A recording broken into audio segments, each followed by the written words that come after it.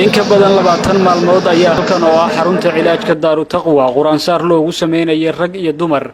ككليميد قبل هذا الصومالية يقار كمدة ديجان هذا بنتلان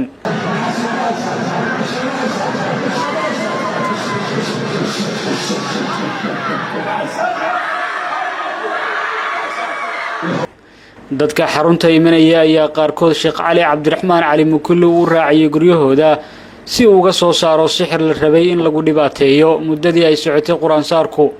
halka qaar kalena lagu dhaxdaaway gudaha xarunta kuwaas oo ka cabanaya xanuuno kala duwan oo ay sababeen sixir loo adeegsaday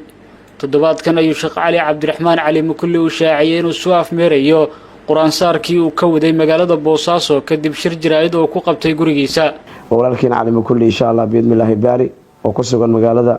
gobolka bari gaar ahaan magaalada Boosaaso waayahanba magaranaysa quraan saarkii ka wadnay insha Allah biidmilaahi baari umad meel walba joogan waxaan insha Allah ka codsanaynaa meel walba joogan in noo soo duceeyaan xasadka iyo saaxirinta shayaadiin iyo sir jambi inuu Ilaahay naga ilaaliyo inta musna dhibka ku hayaan Ilaahay inuu ka dulqaado biidmilaahi baari waxaan rajaynayaa insha Allah waqtigii gabagabada ahaa baan soo gaarnay biidmilaahi baari magaalada Boosaaso bil baan soo siinay bishan waxay nooga eegtahay maalinta Khamiista soo socotay insha Allah Ilaahay idinkiisa 29 bisha ay tahay ayaa xaruntii Boosaaso shaqadeedii biidmilaahi baari Ilaahay idinkiisa ayay nooga eegtahay Boosaaso waxay nooga eegtahay maalinta Khamiista ee ku aadan tahay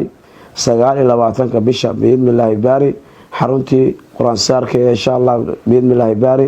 halkaasaan ku sii xaqin doonaa Ilaahay idinkiisa biidmilaahi baari halkaan u sii dhaqaaqi doono iyo meesha ka bilaabi doonana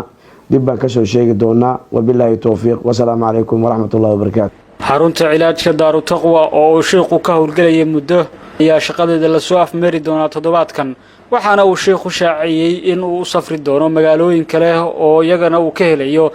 dalabyo la xiriira dadka la